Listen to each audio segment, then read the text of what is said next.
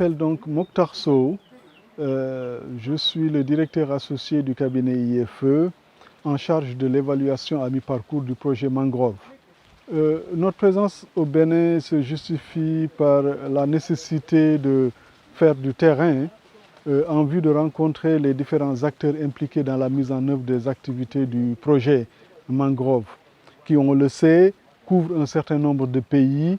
Et sur le Bénin, il s'agissait de rencontrer les acteurs de la société civile, les ONG qui ont reçu des financements et qui mettent en place des activités pour renforcer la surveillance et puis faire le travail de sensibilisation pour une meilleure gouvernance de ces aires protégées notamment en matière de mangrove.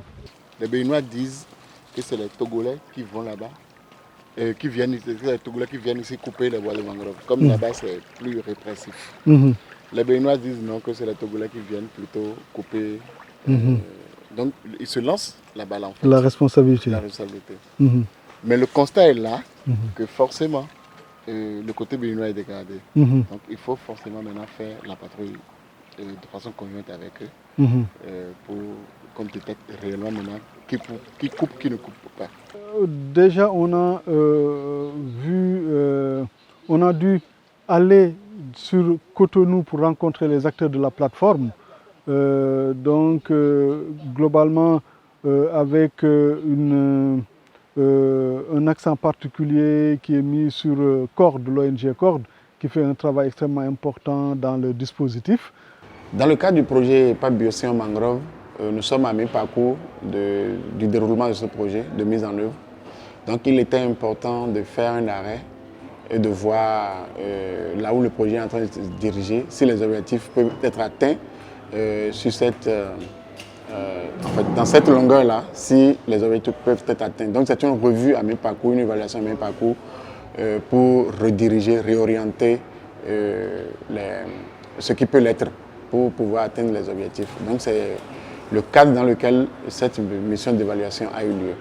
Ensuite, au niveau de Porto Novo, on a rencontré l'ONG RID, qui est bénéficiaire d'une subvention importante et qui travaille sur des questions spécifiques.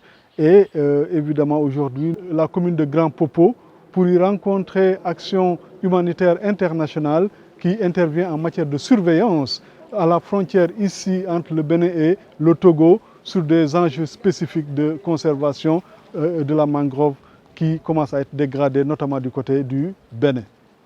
C'est une mission qui vient à point nommé, puisqu'on avait évolué un temps dans les activités et il fallait s'asseoir pour faire le point. Donc avec le consultant, on a essayé de faire le point des activités que nous avons eu à effectuer et celles qui restent, et voir comment est-ce qu'il faut procéder pour pouvoir atteindre les objectifs qui nous sont fixés dans le but de ce projet. Cette mission était très utile parce que, ça va faciliter le rôle de suivi qui est dévolu à la plateforme pour les projets financés.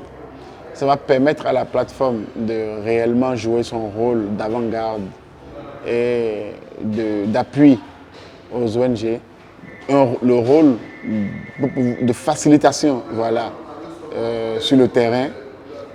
Cette mission a permis quand même de régler ces problèmes. Parce que nous-mêmes, en tant que plateforme, on n'a même pas eu la chance de parcourir, tel qu'on a fait maintenant, tous les projets financés.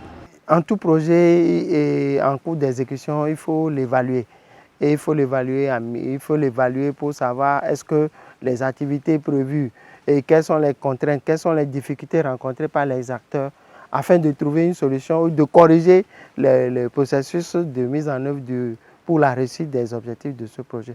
Donc cette évaluation vient à point nommé pour essayer de comprendre et de recadrer les acteurs de ces projets. La plateforme a suivi le consultant, l'a aidé à mettre en place la logistique. Maintenant, si on va apprécier la difficulté, ce serait sur deux niveaux, logistiquement parlant et techniquement sur le déroulé même de sa mission.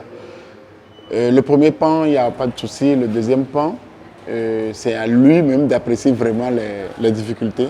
Non, je n'ai pas rencontré de difficultés particulières sur le terrain, dans l'exécution de la mission.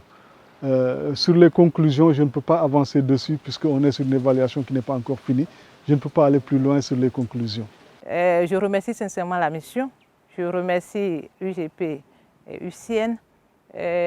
Leurs conseils et leur écoute nous ont permis d'être au niveau où nous sommes, à ce niveau-là.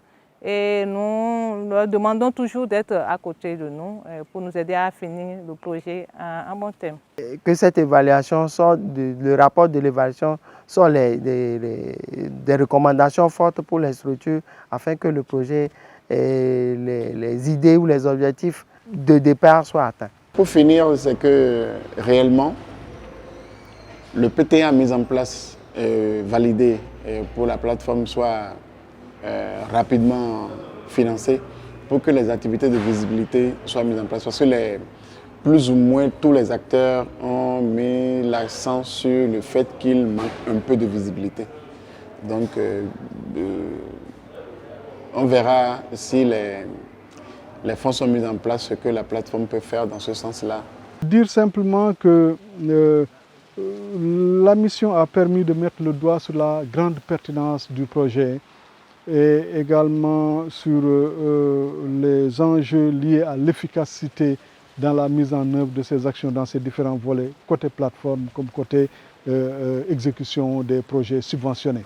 Et que nous avons confiance que les recommandations de cette évaluation vont être utiles pour améliorer l'efficacité et l'impact de ce projet.